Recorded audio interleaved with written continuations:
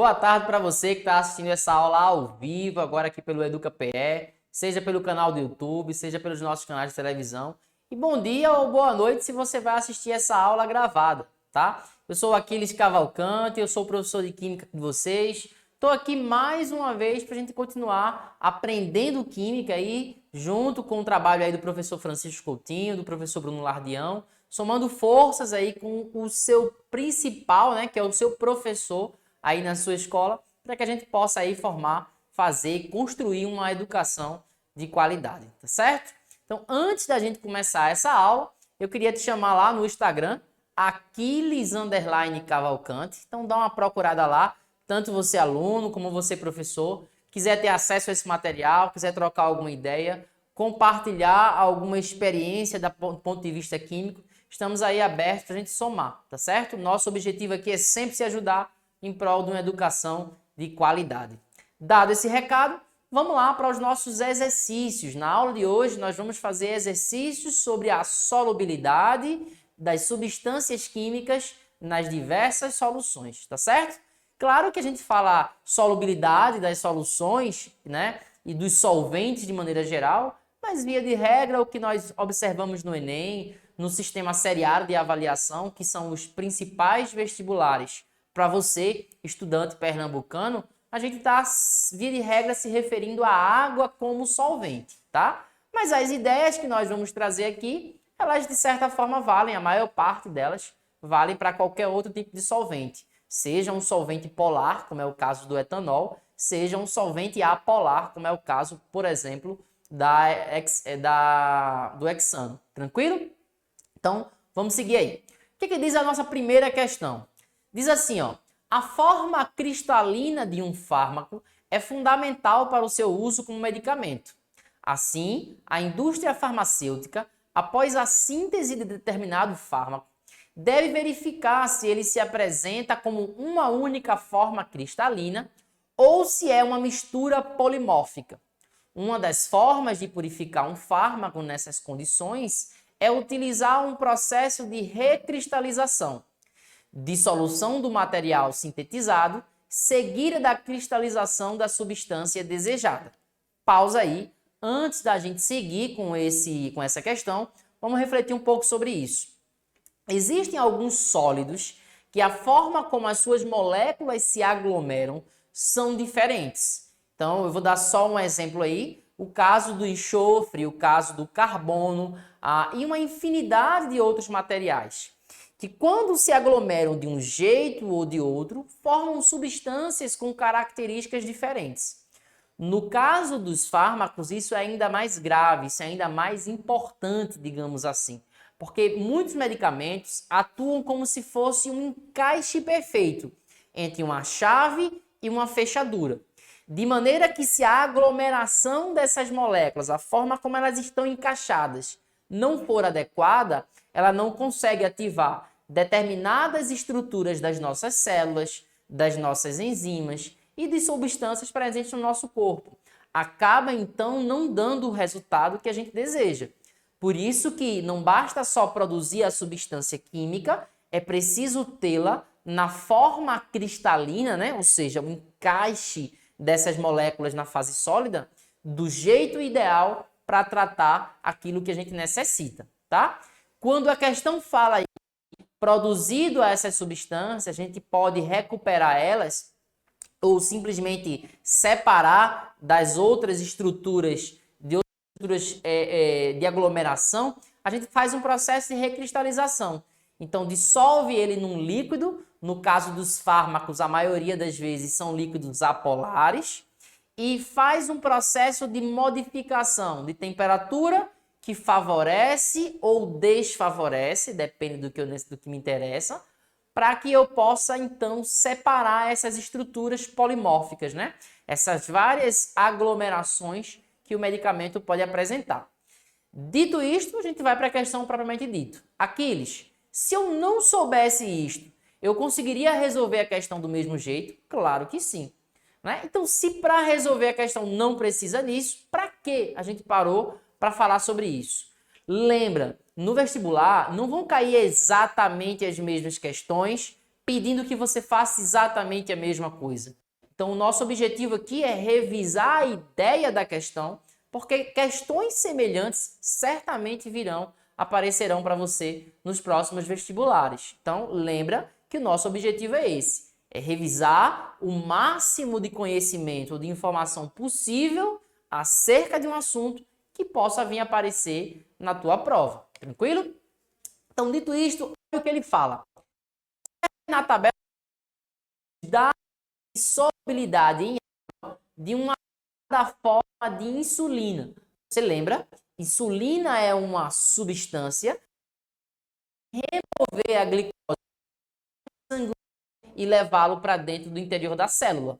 Né? A baixa na quantidade de insulina presente no corpo do ser humano faz com que não tenha as suas funções metabólicas ocorrendo naturalmente. Tá certo? Então, o que acontece? A insulina precisa atuar de forma adequada para que ela possa justamente fazer cumprir o seu papel. E para isso, a sua estrutura de encaixe nos açúcares e na nossa célula precisa ser perfeito. Veja o que ele diz então aí. Temos a temperatura de 15 graus Celsius, temos a temperatura de 25 e temos a temperatura de 35. Então, 15, 25 e 35. Para cada temperatura, uma quantidade de insulina que se dissolve na água, né? E se você observar, a quantidade é sempre em miligramas de insulina para cada ml de água. O que a gente observa? Que quando a gente aumenta a temperatura, então descendo, a gente está aumentando a temperatura, a gente também aumenta a solubilidade da insulina. Isso quer dizer que quanto mais quente for a nossa solução, a nossa fase aquosa, mais insulina se dissolve na água. Se eu desejo fazer um processo de recristalização, a ideia é que eu faça o contrário. Ao invés de aquecer, eu resfrio. Porque aí menos substâncias vai ser capaz de se dissolver no líquido e vai precipitar, permitindo então esse processo de separação. Dito isto, vamos lá. A partir dessas informações, caso se queira purificar uma amostra dessa insulina, seria recomendado dissolver essa amostra em quantidade suficiente de água. Aí ele coloca, né? Letra A 35 graus Celsius e resfriar lentamente a solução até 15 graus. Veja, vamos retornar. O que ele deseja é purificar essa amostra. Lembra do processo? Dissolvo na água. Nessa dissolução na água vão ter várias formas de insulina, insulina com várias estruturas. Dissolvo o máximo que eu puder, depois faço o processo de precipitação. Aqui a gente já observou que é resfriando a solução. Com isso, eu vou fazer com que cada insulina precipite mais ou menos uma de cada vez. E isso permite a separação delas. Captou a ideia? Então, qualquer questão que diga assim, olha, a gente vai pegar uma certa temperatura e a gente vai aumentar a temperatura, já está errado. Porque você já viu que quanto mais eu aumento a temperatura, mais dissolve essa insulina. Se o meu objetivo é separar, eu preciso da precipitação, eu preciso da cristalização. E para isso, o meu processo tem que ser diminuindo a solubilidade. E no caso da insulina, como é o caso da maioria das substâncias em fase aquosa, quando eu diminuo a temperatura, a solubilidade também diminui. Então a gente de cara já vai procurar questões onde ele comece com a temperatura mais alta e vá para uma temperatura mais baixa. Assim, parte do soluto que estava dissolvido na água se precipita e pode ser recuperada através de um processo de filtração. Porque a filtração vai deixar passar a água, o que está dentro da água, mas vai reter aquilo que é sólido, aquilo que já cristalizou, justamente a insulina que nos interessa. Tranquilo? Então vamos lá. Letra A, ele diz assim, ó, a 35 graus Celsius, né? Então ele prepara uma solução a 35 graus. A gente viu que a 35 graus ele consegue dissolver 0,92 miligramas para cada ml de água, tá? E resfria lentamente a solução até 15 graus. Então, a 15 graus, a solubilidade é 0,30 miligramas. Isso quer dizer que nesse procedimento eu consegui, então, precipitar 0,62 miligramas de insulina para cada ml de solução que eu tinha. Então, se eu tinha 100 ml, vai ter 100 vezes essa massa. 1000 ml, 1000 vezes essa massa, tá? Essa massa, então, vai ser precipitada, vai para o fundo do recipiente. Aí ele diz, ó, promover uma filtração a 15 graus Celsius, porque a 15 graus, o que é que já aconteceu? Parte desse sólido, ó, já precipitou, e recuperar o sólido. Toda a insulina seria recuperada. É aqui onde está o erro. Parte da insulina ainda permanece dissolvida na água. Veja que a 15 graus a solução indica que 0,30 miligramas de insulina se dissolve em 1 ml de solução. Então, eu não posso dizer que toda a insulina foi recuperada. Na verdade, se a gente fizer um teste, um percentual em matemática, a gente vai ver aí que 66% mais ou menos, né? Em torno de 2/3, né, dessa insulina foi depositada, né? Foi cristalizada. Mas 1/3 aí, 0,30 de um total de 0,92, ainda permanece na solução. Então, a letra A está errada porque ele fala toda, tá certo? Então, eu diria que é a maior parte, mas toda não. A letra B, ele diz que a 15 graus Celsius ia aquecer lentamente a solução até 30 graus. Ora, a gente já viu que quando a temperatura aumenta, mais a insulina se dissolve na solução.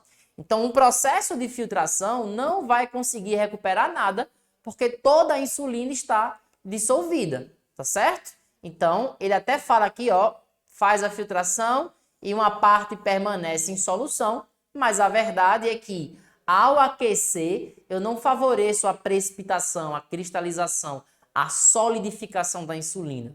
Ao aquecer, eu favoreço o contrário, a que ela se dissolva.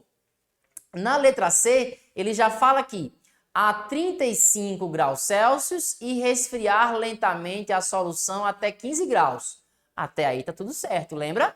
A 35 graus, muito mais insulina dissolvido. Resfriei, parte do que estava dissolvido vai precipitar. Promover uma filtração a 15 graus, ok, né? Então, tudo que havia precipitado vai ser recuperado. E aí ele diz que uma parte da insulina permaneceria na solução. Perfeito, era exatamente aquilo que a gente procurava. Então, a nossa resposta é a letra C. Vamos verificar por que a D estava errada? Talvez você pense, poxa, Aquiles, mas a gente já sabe a resposta certa. Vou lembrar você novamente. O objetivo de nossa revisão não é saber o gabarito dessa questão. Inclusive, isso é algo que você rapidamente acha na internet. Isso é uma questão de vestibular. O gabarito já está disponível. A gente precisa saber por que as 3 alternativas estão erradas, 3 ou 4, né? E por que somente uma estão certas. Porque essa questão, com um outro contexto, vai aparecer mais ou menos do mesmo jeito, mas não exatamente igual. Talvez um outro gráfico, uma outra substância, outras temperaturas. E a gente precisa ter muito claro como resolve a questão para aplicá-las em outro fundamento. Então, vamos lá para a letra D? Olha o que ele diz. A 15 graus Celsius e aquecer lentamente a solução até 35 graus.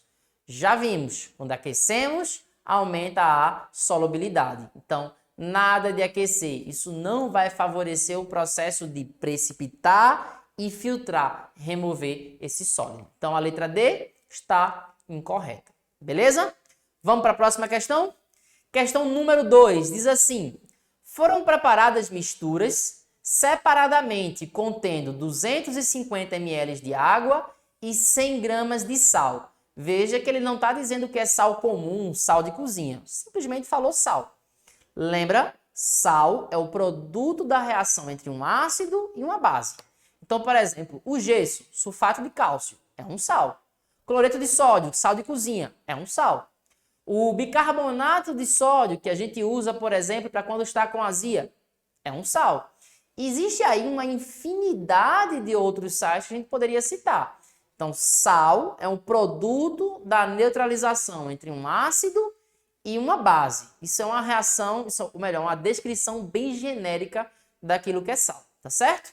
Então, veja, foram preparadas misturas. Veja que está no plural, então são várias. Todas elas usando 250 ml de água e 100 gramas de sal. No gráfico são mostrados vários sais. Olha, cloreto de cálcio, nitrato de sódio, cloreto de potássio, clorato de potássio, cloreto de sódio, enfim, vários sais. E o que é dado? A solubilidade desse sal, ou seja, quanto que eu consigo dissolver desse sal em gramas para cada 100 ml de água, em função da temperatura em graus Celsius. Então, caminhando no gráfico para a direita, eu estou aumentando a temperatura, aquecendo, e como a gente já viu, a maioria das substâncias aqueceu, se dissolve melhor em água. Então, tanto é que para a direita as curvas vão sempre ou quase sempre subindo, tá? Temos algumas substâncias que praticamente não sobem nem descem e algumas poucas que diminuem a sua solubilidade quando você aquece. Mas, via de regra, a solubilidade aumenta. Eu não gosto de fazer isso, mas numa situação de desespero lá no vestibular, você pode pensar assim: eu esqueci como analiso o gráfico, mas eu sei que a probabilidade maior é de aumentar a temperatura e a substância dissolver mais, tá certo? Então, não é o ideal é que a gente faça a leitura do gráfico, mas se deu um branco, travou aí o sistema, pensa só assim: quanto mais quente, na absurda maioria dos casos, aumenta a solubilidade. Cuidado que na tua prova pode vir exatamente o exemplo contrário, tá certo? Mas sigamos aí. Olha o que ele diz. Considerando cada sal apresentado no gráfico de solubilidade, apresentarão misturas homogêneas a 50 graus Celsius, olha aí, as soluções preparadas com os sais. Como é que eu formo uma mistura homogênea? Eu preciso dissolver uma quantidade de soluto compatível com a solubilidade da solução. Veja, a solubilidade é dada pelo gráfico. Para cada temperatura, uma solubilidade diferente. Estamos falando de 50 graus. 50 graus é mais ou menos por aqui, né? A gente tem à esquerda 40 graus, à direita 60, então no meio do caminho, 50 graus. Se você vai subindo, em cada intersecção aqui, ó, você vai achando a solubilidade daquele referido sal naquela temperatura, tá certo? E ele tinha dito que foi preparado sempre usando 100 gramas de sal para cada 250 gramas de água. Veja, tem duas sacadas que você precisa ter para resolver essa questão. A primeira é que aqui está fixado para 100 ml de água, enquanto que na experiência ele está usando 250. Então, na prática, de 100 ml para 250 ml de água, o que a gente precisou observar? De 100 ml para 250, a gente observou que tem um aumento aí de 2,5 vezes. Então, na prática, o que a gente vai ter que observar daqui para frente? A quantidade que nós encontrarmos aqui no gráfico, a gente multiplica por 2,5. Com isso, a gente vai descobrir qual é a solubilidade dessa solução, tá? Para qual é a quantidade de soluto que consegue permanecer dissolvido ali. Dito isto, a gente vai poder saber se houve formação de precipitado ou se de fato a mistura ela é homogênea. Tranquilo? Vamos lá.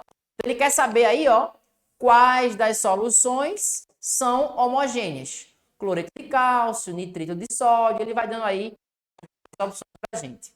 Eu diria você para sempre arriscar o seguinte: se ele está se referindo a substâncias que são soluções, misturas homogêneas, vai sempre nas substâncias que estão lá em cima no gráfico. Porque se elas estão lá em cima no gráfico, na prática, o que isso significa? Que a solubilidade dela é maior. Então, há uma tendência que seja exatamente elas que que estejam aí formando soluções homogêneas. Então, nitrato, aí o nitrito, na verdade, né? Nitrito de sódio e o cloreto de cálcio. Então, temos essa opção aí, temos ela como opção da letra A, né? Então, a letra A traz ela como opção. Na letra B, ela já vai falar do nitrito de sódio e o cloreto de sódio. O cloreto de sódio é uma substância... Cloreto de sódio, mais ou menos aqui, ó, na secção do gráfico, a gente vai ver que a quantidade é mais ou menos quanto? 40 gramas para cada 100 ml de água. Lembra da nossa conta? 40 gramas, se eu multiplicar por 2,5, eu vou ter aí 100 gramas, né? Então, é compatível com a nossa quantidade. Então, esse cara aqui também seria capaz de formar uma solução homogênea. A segunda opção, ele vai trazer aí o clorato de sódio, né? Então, o cloreto de sódio e o clorato de sódio. Então, o clorato de sódio, vamos ver onde é que ele aparece aí? Opa, clorato de sódio não, clorato de potássio, na verdade, né? Aqui no nosso gráfico a gente não tem clorato de sódio, a gente tem o clorato de potássio. Se a gente observar, a curva dele é essa daqui. E a 50 graus Celsius, a massa dele é 20 gramas para cada 100 gramas de água. Lembra da nossa conta? Temos que multiplicar aí por 2,5. Ao multiplicar por 2,5, a gente vai ter aí 50 gramas de cloreto de sódio. Tá? 50 gramas de clorato de sódio, né? Quando nós deveríamos ter, na verdade, 100. Então, parte, na verdade, vai ter precipitado. Então, a ideia aqui, ó, do clorato já era, tá certo? Então, na letra D, ele sugere cloreto de cálcio, nitrito de sódio e cloreto de potássio, tá? Vamos dar uma olhada com calma. Solúveis. Nitrito de sódio. Nitrito de sódio também é um dos... ainda. Também. E potássio, vamos olhar o cloreto de potássio, nesse gráfico aqui está melhor. A curva do cloreto de potássio é essa, tá? Então, ele está aí ao redor de 40 gramas aproximadamente, ele está bem próximozinho ali do cloreto de sódio, então provavelmente ele também aí consegue se dissolver, tá certo? Deixa eu só até voltar aqui, considerando cada sal apresentado no gráfico de solubilidade, apresentarão mistura homogênea a 50 graus Celsius as soluções preparadas com os sais, certo. Então, ele está procurando quais são totalmente solúveis, né? Então, a gente viu aqui que os 3 também são. Pode ter sido algum erro aqui na compilação, né? Eu já observei esse nitrito de sódio, talvez fosse uma outra substância. Mas sigamos.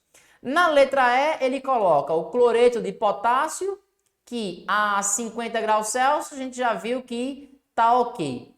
Coloca também o clorato de potássio, que a gente viu que não está ok. O clorato de potássio aí, ele tá fora, tá certo? Dos nossos indicadores. A gente fez a conta aqui para ele e vimos que somente 50 gramas. Então, com isso, a gente descarta a letra C, B e E. A letra A e a letra E, uma dessas substâncias deveria estar fora, né? Talvez aqui, deixa eu apagar aqui para olhar melhor o gráfico, né? Talvez o gráfico está um pouquinho pequenininho, esteja nos atrapalhando. Mas aqui, ó, dá para ver, ó. O gráfico, na verdade, ele está ligeiramente abaixo dos 40, tá? Se você observar aqui, então em 50 graus ele está ligeiramente abaixo dos 40. O que quer dizer? Que a massa, na verdade, vai dar um pouquinho abaixo de 100 gramas. Então, onde nós temos aí o cloreto de sódio, a gente não vai conseguir dissolvê-lo totalmente. Ele vai formar quase que uma solução homogênea. Vai ser uma solução com um pouquinho de corpo de fundo, talvez ali uns 4, 5 gramas, né? Mas isso aí é o suficiente para que a gente não tenha a dissolução completa dessa substância, beleza? Tranquilo? Então, a gente tem mais algumas questões aí presentes nesse material. Se você quiser ter acesso a ele, depois procura lá no Aquiles_Cavalcante que a gente passa para você. Por hoje, a gente fica por aqui, beleza? Tchau, tchau.